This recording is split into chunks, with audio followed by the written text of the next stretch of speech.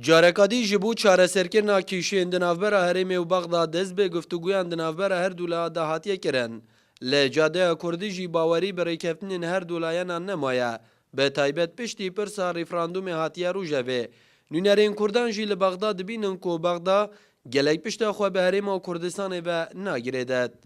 عالی سایکولوژی و عالی درونی و هاتنا چکینا لجنا و هاتنا شاندا تشتکی باشه لید بنگه خدا آن بچاره سرکیه کار ریشه ای آن وکر راه ریشه باورد کم نوع تکرن چونکی ام بینین یعنی روشا بغداد آن دیتنا بغداد هم بری هرما کردستان هر واسه هرما کردستان جی پتر سروکی هرم آن سروکی حکمت هرم پتر گریدای ترکیه پتر سردانا انقره کو گریدای بحث بغداد بکتن پشتی انگیزی کرد اوروکی بحث رفراندوم دولت کن ایدی بغداد گلک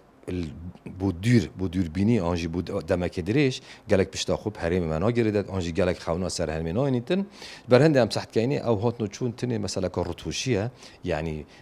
وفد شاند هات نوچونوا پتر کارکی دیکوریه کو کارکی ناوروکی بید هەگەر بڕیارە سیاسی ئەو بیت کوبچنە بەغدا و دێ پێک هێن گەل بەغدا پێک هێن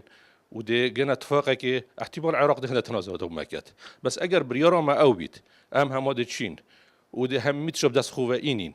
سەد يعني أفن بيتا بدي فرض كيرن نبدأ دانو ستاندن شكو دانو ستاندن دو هندت شيء أدنانا وستاندن هدي هندت شو ده هندك قصديني هكر أم بيكودو دانو ستاندن بكين ده جهينا شو رسالي أما واجد دي هكر هم أمشين ما خارج قدي هم ده بيجين دشين هم بس بو أبدي بو كسب كنا وقتي أن وكي إدارة كده هنا عراقي في حالة دي أم نجينا شركة فتنا پشتی تکچونا پیوندی دنافبرا حکومت هرم و نواندی هرم و کردستان توشی قیرانکا کربو جمعی آلیان و لدیت خواستن که هر دولا با اف جاره گفتگوی جدی لسر چهار سرکنا کیشین دنافبرا هرم و نواندی بی نکرن و چه دی خلق نبیتا قربانی برجواندین سیاسی. نجار محمد کرساد نیوز دهوک